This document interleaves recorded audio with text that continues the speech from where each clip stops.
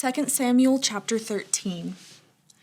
Now David's son Absalom had a beautiful sister named Tamar, and Amnon, her half-brother, fell desperately in love with her. Amnon became so obsessed with Tamar that he became ill. She was a virgin, and Amnon thought he could never have her. But Amnon had a very crafty friend, his cousin Jonadab. He was the son of David's brother Shimea. One day Jonadab said to Amnon, "What's the trouble? Why should the son of a king look so dejected morning after morning?" So Amnon told him, "I'm in love with Tamar, my brother Absalom's sister." "Well," Jonadab said, "I'll tell you what to do. Go back to bed and pretend you are ill. When your father comes to see you, ask him to let Tamar come and prepare some food for you.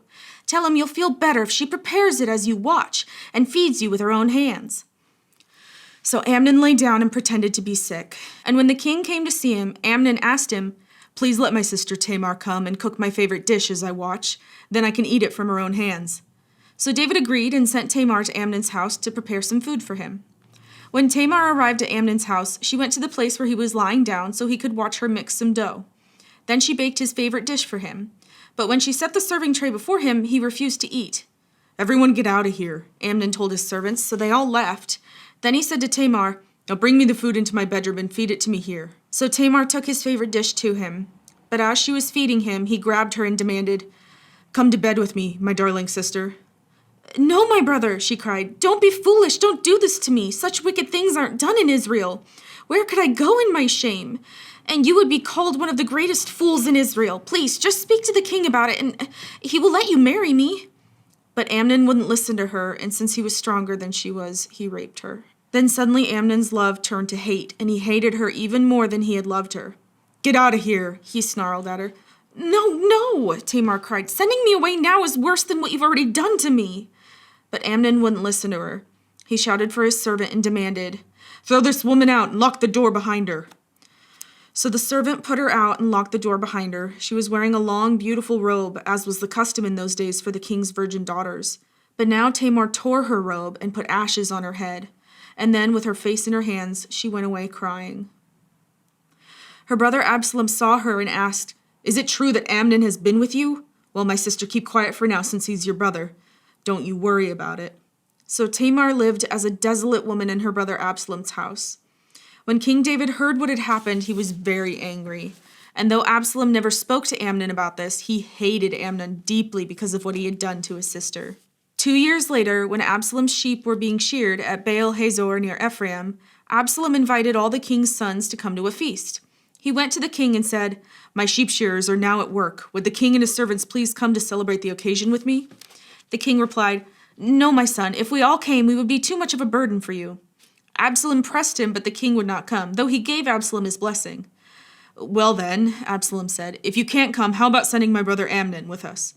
"Why Amnon?" the king asked. But Absalom kept on pressing the king until he finally agreed to let all his sons attend, including Amnon. So Absalom prepared a feast fit for a king. Absalom told his men, "Wait until Amnon gets drunk, then at my signal, kill him. Don't be afraid, I'm the one who has given the command. Take courage and do it." So at Absalom's signal, they murdered Amnon. Then the other sons of the king jumped on their mules and fled. As they were on their way back to Jerusalem, this report reached David. "Absalom has killed all the king's sons, not one is left alive." The king got up, tore his robe, and threw himself on the ground. His advisors also tore their clothes in horror and sorrow. But just then, Jonadab, the son of David's brother Shimea, arrived and said, "No, don't believe that all the king's sons have been killed. It was only Amnon. Absalom has been plotting this ever since Amnon raped his sister Tamar. No, my lord the king, your sons aren't all dead. It was only Amnon." Meanwhile, Absalom escaped. Then the watchman on the Jerusalem wall saw a great crowd coming down the hill on the road from the west. He ran to tell the king, "I see a crowd of people coming from the Horonaim road along the side of the hill." "Look," Jonadab told the king, "there they are now. The king's sons are coming, just as I said." They soon arrived, weeping and sobbing, and the king and all his servants wept bitterly with them. And David mourned many days for his son Amnon. Absalom fled to his grandfather, Talmai, son of Ammihud, the king of Geshur. He stayed there in Geshur for 3 years, and King David, now reconciled to Amnon's death, longed to be reunited with his son Absalom. John chapter 17. After saying all these things, Jesus looked up to heaven and said, "Father, the hour has come.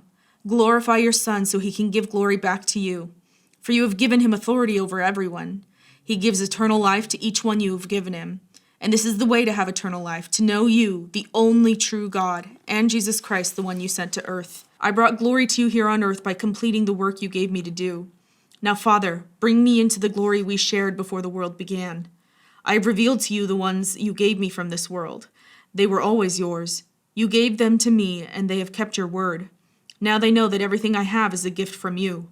For I have passed on to them the message you gave me. They accepted it and know that I came from you, and they believe you sent me. My prayer is not for the world, but for those you have given me, because they belong to you. All who are mine belong to you, and you have given them to me, so they bring me glory. Now I am departing from the world, they are staying in the world. But I am coming to you. Holy Father, you have given me your name. Now protect them by the power of your name, so that they will be united, just as we are. During my time here, I protected them by the power of the name you gave me.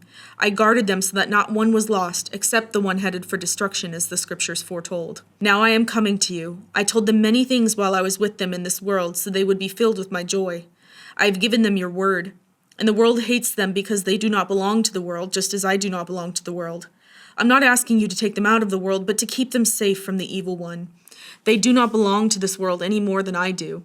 Make them holy by your truth. Teach them your word, which is truth. Just as you sent me into the world, I am sending them into the world, and I give myself as a holy sacrifice for them so they can be made holy by your truth. I am praying not only for these disciples, but also for all who will ever believe in me through their message. I pray that they will all be one, just as you and I are one. As you are in me, Father, and I am in you. And may they be in us, so that the world will believe you sent me. I have given them the glory you gave me, so that they may be one as we are one. I am in them and you are in me. May they experience such perfect unity that the world will know that you sent me and that you love them as much as you love me. Father, I want those whom you have given me to be with me where I am. Then they can see all the glory you gave me because you loved me even before the world began. O righteous Father, the world doesn't know you, but I do, and these disciples know you sent me. I have revealed you to them, and I will continue to do so. Then your love for me will be in them, and I will be in them. Psalm 119, 81-96. I am worn out waiting for your rescue, but I have put my hope in your word. My eyes are straining to see your promises come true. When will you comfort me? I am shriveled like a wineskin in the smoke, but I have not forgotten to obey your decrees. How long must I wait? When will you punish those who persecute me? These arrogant people who hate your instructions have dug deep pits to trap me. All your commands are trustworthy. Protect me from those who hunt me down without cause. They almost finished me off, but I refused to abandon your commandments. In your unfailing love, spare my life. Then I can continue to obey your laws. Your eternal word, O Lord, stands firm in heaven.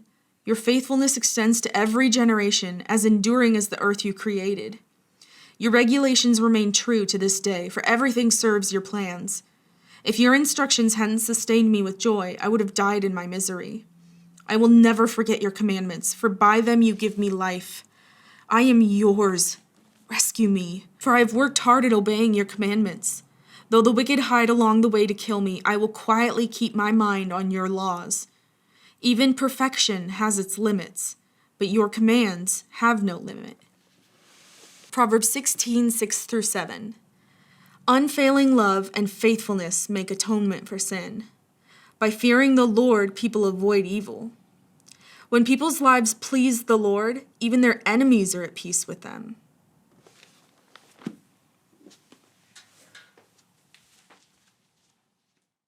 Then I can eat. Wait, no, his voice is deeper. La la la la la. Oh, that was annoying. Please let my sister tame sloth love chunk. Okay, focus. Alongside the side of the I tried so hard. Horoneum, not Horneum, whatever I said. They accepted it, and I know that I came in. I'm easily distracted. Oh, Emma.